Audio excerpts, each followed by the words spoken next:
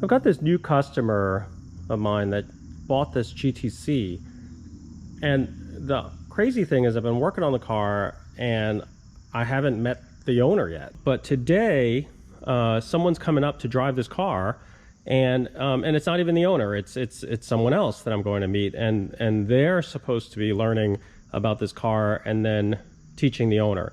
The only problem I have is that I don't think that they really have worked with, you know, vintage Ferraris before. So, you know, I have to kind of backpedal a little bit and think about all the things that I would just take for granted on an old car, a vintage car, a stick shift car, and then a vintage Ferrari, and make this list of things that are specific to vintage Ferraris and also just possibly just old cars in general. So I've been spending the last day or two just kind of going in my mind, well, what am I going to teach this guy? What if I forget to tell him?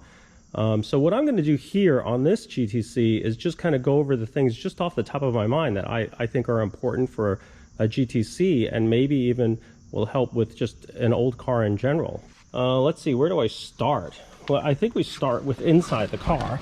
So GTC, I think one of the first things I want to teach is the reverse lockout. So GTC is a dog leg first. So first gear is down, then it's second, third, fourth, and fifth. Reverse is straight up, but it will not, if it's working correctly, it will not go into reverse, obviously, because it's very easy to accidentally go into first. If you miss this shift without the lockout, you could very easily chip into reverse and damage some, you know, seriously damage gears and things like that. So there's a lockout. But the tab is that you have to actually push the whole shifter down, and you'll see it go down. And once it's down, then it goes into reverse. So you have to physically push the whole thing down by pressing down on the knob. So once that's down, it'll go right into reverse. So that's one little trick on a lot of these gated shifters. You know, most Ferraris with gated shifters, that's how that works. With starting procedure, you know, I've talked about it several times before. You basically turn on the ignition switch all the way to, you know, 180 degrees. You make sure that the A button is on. You can hear the clicking. You can hear that fuel pump running, and let it run for you know, probably about 20-30 seconds. And then you just give the gas a couple pumps from ice cold, and it should start. The difference is that when it's hot, you don't need to you don't necessarily need to pump the gas. A lot of times what I do is just hold the gas pedal to about the middle position, middle throttle, and it should fire up. Sometimes the car will start without any throttle at all. And each car is different. I mean, I think, you know, as you get used to the car, you'll find, you know, which way it likes to start. You know, you kind of have to listen to the car. You know, you'll hear it, and it'll sound like it's bogged down, or it sounds like it doesn't have enough gas, and you'll just get the feel for it. But I mean, that kind of comes with experience. The A button is fuel pump, but on this car there's two fuel pumps. So technically, when it starts, you can actually turn the fuel pump off, and the electric one. But the mechanical pump should be able to run gas. But I've talked about it before. These days, with fuel and everything, and the alcohol and the fuel, it sometimes just needs the help of the electric pump all the time. This particular electric pump can run all the time. So err on the side of caution and just run it. I just say run the electric pump, especially in the summertime. The L button is for lights. What that does is it turns on the headlights, but then you have a secondary switch over here, because there's two stalks. The one stalk is for the lights, the long one. The short one over here is the turn signal. So turn signal obviously is 3-position, you know, left and right turn signals. The other stalk here is for the lights. So it goes high beam, low beam, and no beam at all. So it's 3 positions, 1, 2, 3. Usually the way it's wired is the middle position when it lines up with the park position of the turn signal stalk. That's usually the position in which you just have regular driving light, like in other words, the low beam lights. I believe that the top one's supposed to be off, and then the bottom one is supposed to be high beams, and there is technically a flash to pass position.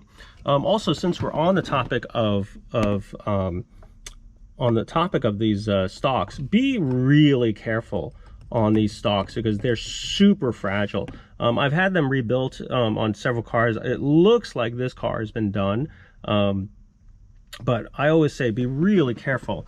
They're really close to your knee. You get in the car and you can see how your knee can just bump up against this. And also, if you're ham-fisted on your levers, you'll probably snap these things off. Not cheap. It's anywhere from $1,500 to $2,000 to rebuild, because basically when one breaks, the other one's going to break too. So a lot of times my rebuilder will just refurbish the whole thing, because you have to take the whole unit out. So not only do you fix the light switch, the turn signal switch, but you'll also fix the wiper lever too. And the main reason is because that plastic is just so old. I mean, it's a 50-year-old plastic, so it starts to shrink, and it's bonded to this metal stock. So what it does is it tends to crack when it shrinks, and when it cracks, it loses all its integrity at the base of the stock. You go to turn on the windshield wiper, you go to turn on, you end up with a lever in your hand. I use Odd Parts, and what they do is they disassemble the whole thing and reinforce it and then glue it all back together. So it's a little bit stronger than the originals, but it's labor intensive, and then not to mention you have to reinforce all the little switches inside, because all these have little contacts that need to be reinforced to make sure that they make the right contact. So that's another thing that happens on this car. Let's see what else. You have two knobs down here. One of them is for dimming the lights, the dash lights, and the other one is for resetting the trip odometer. So they're not marked, but that's the two little knobs down there. The rest of the gauges there are pretty much self-explanatory. Here, if we went through the switches, you have lights, like I said. You have A for the fuel pump. D is defroster left, or either air or defroster left or defroster right is how I remember them. But it really is just the vent fans. There's two motors down in the front of the car that push air in, and then depending on how you select these motors, these levers on each side of the dash, is whether or not it goes up or down for the defroster, or down below for ventilation. And then the R is for the rear defroster, and then the L is lights interior. LI is for lights interior. Let's see what else. This car has a couple extra switches that either were for the antenna or for an air conditioner system that was installed on this car at one point. This car doesn't have air conditioning right now, but somehow someone had installed some kind of air conditioning that they left the knobs and everything in there. Power windows up and down here and there. Obviously an ashtray for back in the day when everybody smoked. And then cigarette lighter right here. Let's see what else inside here. Parking brake is down here on a lever.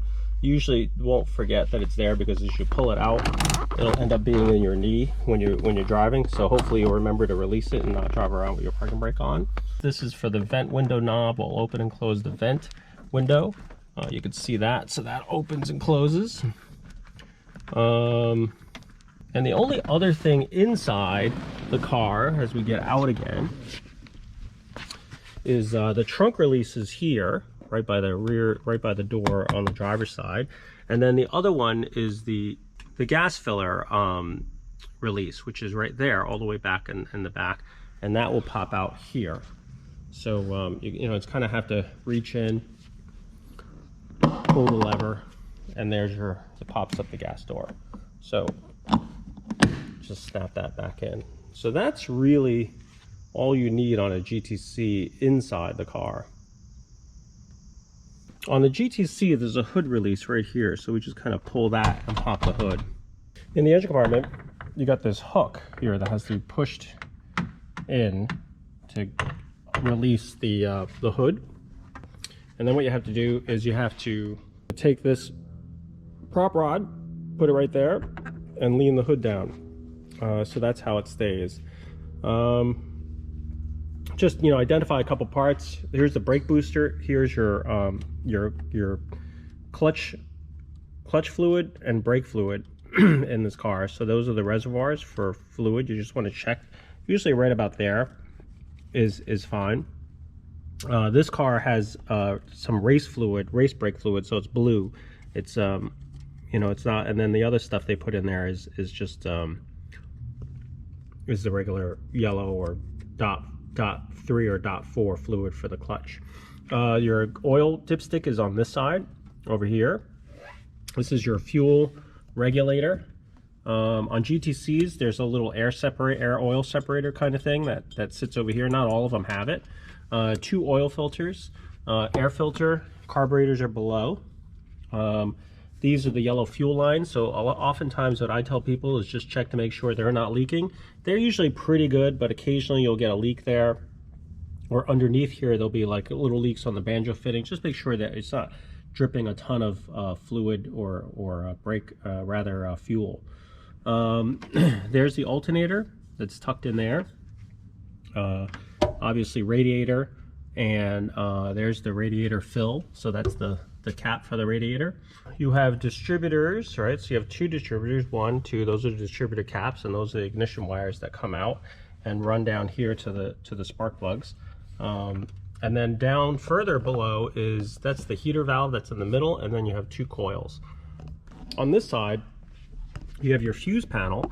So these are the fuse covers. So they unscrew with those little knurled screws, and you can just check to see if the fuses are blown if you see it. Half of it is written in Italian, the other half is written in English, so you could just figure out which fuse is actually blown. Pretty easy to spot when you have a blown fuse.